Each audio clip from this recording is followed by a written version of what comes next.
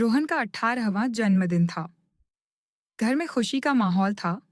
माँ नीलम के हाथ के गुलाब जामुन, पापा राजीव की शायरी से भरा कार्ड और छोटी बहन प्रिया की शैतानी हंसी। पर रोहन के दिल में एक बेचैनी थी।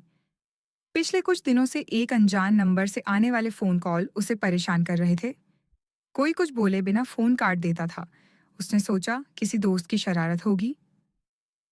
हैप्पी बर्थडे बेटा। माँ नीलम ने प्यार से उसके माथे पर तिलक लगाया। ये लो, तेरी पसंद की चॉकलेट केक। धन्यवाद माँ, रोहन ने मुस्कुराकर कहा, पर उसकी नजरें दरवाजे की तरफ थीं, जैसे कोई इंतजार कर रहा हो। थोड़ी देर बाद डोरबेल बजी। प्रिया दौड़ी। भैया, कोई कुरियर है? एक सफेद लिफाफा था जिसके ऊपर किसी अनजान हाथ से लिखा था, Rohan Sharma, personal and urgent. कोई भेजने वाले का नाम नहीं था। रोहन का दिल तेज धड़कने लगा। उसने लिफाफा खोला। अंदर एक पुराना पीला पड़ गया कागज था जिस पर लिखा था, प्यारे रोहन, तुम्हारा जन्मदिन है और मैं तुम्हें एक सच्चाई बताने की जिम्मेदारी महसूस कर रहा हूं जो तुम्हारे परिवार ने तुमसे छिपा रखी है। तुम्हारी माँ नीलम शर्मा तुम्हारी असली माँ नहीं है। तुम्हारे जन्म देने वाली माँ का नाम अंजलि ठाकुर था। तुम्हारे पैदा होते ही तुम्हारे पिताजी राजीव शर्मा ने तुम्हें अपना लिया, जबकि अंजलि तुम्हें छोड़कर चली गई थी। पर यह पूरी कहानी नहीं है। तुम्हारी असली माँ का क्या हुआ? क्या तुम्हारी माँ नीलम उसके गायब होने के पीछे कहीं शामिल तो नहीं? एक जानने वाला। खत रोहन के हाथ से फिसलकर जमीन पर गिर गया। उसका चेहरा फीका पड़ गया। सारा घर सन्नाटे में डूब गया। प्रिया की हंसी गुम हो गई। राजीव का चेहरा पीला पड़ गया।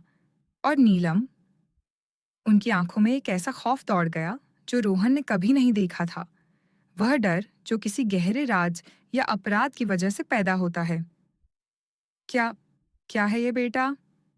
नीलम की आवाज कांप रही थी। रोहन ने खत उठाया और उसे माँ के हाथ में थमा दिया, आंखों में सवाल और गुस्से का तूफान लिए। ये पढ़ो माँ, क्या ये सच है? क्या मैं तुम्हारा बेटा नहीं हूं? और तुम्हें अंजलि का पता है? क्या तुमने कुछ किया? ड्रामा अपने चरम पर था। राजीव ने कोशिश की शांत करने की। रोहन, ये किसी दुश्मन की शरारत है। पर रोहन का ध्यान सिर्फ नीलम पर था, जो खत पढ़ते पढ़ते कमजोर पड़ने लगी थी। उनकी आंखों से आंसू बहने लगे थे। हाँ, ये कुछ हद तक सच है बेटा, नीलम ने हवा निकालते हुए कहा, अपनी आवाज को संभालते हुए। तुम तुम राजीव की पहली बीवी अंजलि के बेटे हो। उसने तुम्हें पैदा होने के थोड़े दिन बाद ही छोड़ दिया था। उसका मन नहीं लगता था शादी में, न बच्चे की जिम्मेदारी में। वो चली गई थी। रोहन को लगा जैसे उसके पैरों तले जमीन खिसक गई हो। पर पर फिर ये खत कहता है, उनके गायब होने के पीछे।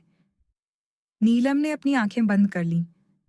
मैं तुम्हें बताना चाहती थी रोहन, पर कैसे? तुमने मुझे हमेशा अपनी माँ माना। मैंने तुम्हें अपने खून से पैदा न किया हो, पर मैंने तुम्हें अपने दूध से पाला, अपने प्यार से बड़ा किया। अंजलि का, उसका क्या हुआ? मैं नहीं जानती। वो गायब हो गई थी। पुलिस ने ढूंढा भी, पर कुछ पता नहीं चला। पर रोहन को शक था। माँ की आंखों में जो खौफ था, वो सिर्फ छुपाए गए राज का नहीं लग रहा था। वो कुछ और भी था, कुछ ज्यादा गहरा। उसने नोटिस किया था कि उसके पापा राजीव भी चुप थे। एक अजीब सी ग्लानि उनके चेहरे पर थी। सस्पेंस गहरा होने लगा। रोहन ने अपनी छोटी बहन प्रिया को देखा, जो डर के मारे सोच में थी। क्या वो भी? उसने खुद को रोक लिया। अगले कुछ दिन रोहन के लिए नर्क थे। घर का माहौल तेजी से खामोशी और शक की दीवार से भर गया। वो खुद भी अनजाने में बदल गया। अपनी ही माँ से सवाल करता, दूर रहता। उसने अनजान नंबर की कॉल्स रिकॉर्ड करनी शुरू की। एक दिन उसने एक कॉल पकड़ी। दूसरी तरफ एक गहरी औरत की आवाज आई। तुम्हें सच्चाई पता चलनी चाहिए रोहन। तुम्हारी माँ नीलम, वो झूठी है। अंजलि को किसी ने मार डाला था, और तुम्हारे पापा, उन्होंने उसे छिपाया। ये आवाज रोहन को कहीं से जानी पहचानी लग रही थी, पर कहाँ से? इमोशनली टूटकर रोहन ने एक रात अपने पापा के सामने बैठकर सवाल किए, पापा सच बताइए, अंजलि का क्या हुआ? क्या क्या माँ या आप ऐसे?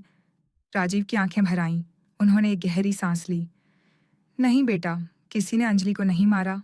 वो मर चुकी थी। क्या? पर खत और फोन कॉल?